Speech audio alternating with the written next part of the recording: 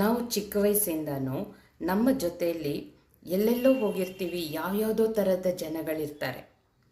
ಒಬ್ಬೊಬ್ಬರು ನಮ್ಮ ಮೇಲೆ ಯಾವ ಥರ ಎಮೋಷನ್ ಹಾಕಿರ್ತಾರೆ ಒಂದ್ಸಲ ಯೋಚನೆ ಮಾಡಿ ನೋಡಿ. ಒಬ್ಬರು ನಮ್ಮನ್ನು ಪ್ರೀತಿಯಿಂದ ಕರೆದಿರ್ತಾರೆ, ಒಬ್ಬರು ಕೋಪದಿಂದ ಕರೆದಿರ್ತಾರೆ, ಒಬ್ಬರು ದ್ವೇಷದಿಂದ. ಈ ಥರ ಒಬ್ಬರೊಬ್ಬರು ಒಂದೊಂದು ಎಮೋಷನ್ನಿಂದ ನಮ್ಮನ್ನು ಕರೀತಾರೆ. ಒಂದು ಮನುಷ್ಯನ ಜನರು ಹೇಗೆ ಗುರುತಿಸ್ತಾರೆ ಹೇಳಿ? ಆ ಮನುಷ್ಯನ ಹೆಸರಿಂದ. ಹೆಸರೇ ಇಲ್ಲ ಅಂದರೆ ನಮ್ಮನ್ನು ಹೇಗೆ ಕರೀತಾರೆ ಅಲ್ವಾ? ನಮಗೆ ಐಡೆಂಟಿಟಿ ಏನಿದೆ, ರೆಕಗ್ನಿಷನ್ ಏನಿದೆ? ನಮ್ಮ ಹೆಸರು. ಸೊ ಈ ಹೆಸರಿಗೆ ಯಾರ್ಯಾರು ಯಾವ್ಯಾವ ಥರ ಎಮೋಷನ್ ನಮ್ಮ ಮೇಲೆ ಹಾಕಿರ್ತಾರೆ? ಒಂದು ಸಲ ನಿಮ್ಮ ಚಿಕ್ಕ ವಯಸ್ಸಿಂದ ನೆನಪು ಮಾಡ್ಕೊಂಡು ಬನ್ನಿ. ಮನೆಯಲ್ಲಿರೋರಾಗಲಿ, ಹೊರಗಡೆ ಆಗಲಿ, ಸ್ಕೂಲಲ್ಲಾಗಲಿ, ಕಾಲೇಜಲ್ಲಾಗಲಿ, ಎಲ್ಲಿ ಹೋದ್ರೂ ಅಷ್ಟೇ ನಮ್ಮ ಹೆಸರನ್ನು ಕರೆದು ಒಬ್ಬರೊಬ್ಬರು ಒಂದೊಂದು ಥರ ಎಮೋಷನನ್ನು ಹಾಕಿರ್ತಾರೆ.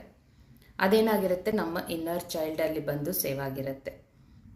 ಎಷ್ಟು ಸಾಕಾಗಲ್ಲ ಅಂತ ನಮಗೆ ಬೇರೆಯವ್ರ ಮೇಲೆ ಕೋಪ ಬಂದಾಗ ಕೂಡ ನಾವು ನಿಸ್ಸಹಾಯಕತೆ ಇದ್ದಾಗ ನಮ್ಮಲ್ಲಿ ಅವರನ್ನು ಏನು ಅನ್ನೋಕ್ಕಾಗದೆ ನಮ್ಮನ್ನು ನಾವೇ ಬೈಕೋತೀವಿ.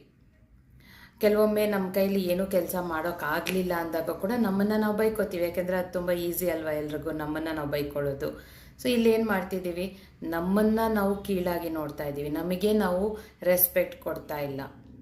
ಈ ಥರ ಇದ್ದಾಗ ಏನಾಗುತ್ತೆ, ನಮ್ಮ ಎನರ್ಜಿ ಫುಲ್ಲು ಡೌನ್ ಆಗಿ, ಸ್ಟಕ್ ಆಗಿ, ಬ್ಲಾಕೇಜ್ ಆಗಿ ನಾವು ಏನು ಕೆಲಸ ಮಾಡೋಕ್ಕೆ ಹೊರಟ್ರು ಯಾವುದು ಸಕ್ಸಸ್ಫುಲ್ಲಾಗಿ ಆಗ್ತಾ ಇರಲ್ಲ.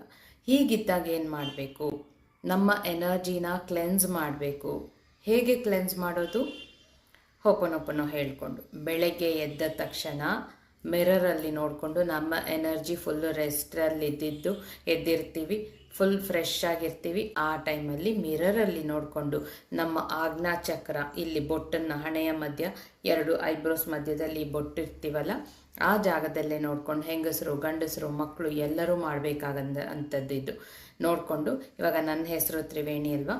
ಮೈ dear Triveni, I am sorry, please forgive me, thank you, I love you. ಇದನ್ನು 108 ಸಲ ಹೇಳ್ಕೋಬೇಕು ಮಿರರಲ್ಲೇ ನೋಡಿಕೊಂಡು. ಆವಾಗ ಕ್ಲೆನ್ಸ್ ಆಗುತ್ತೆ.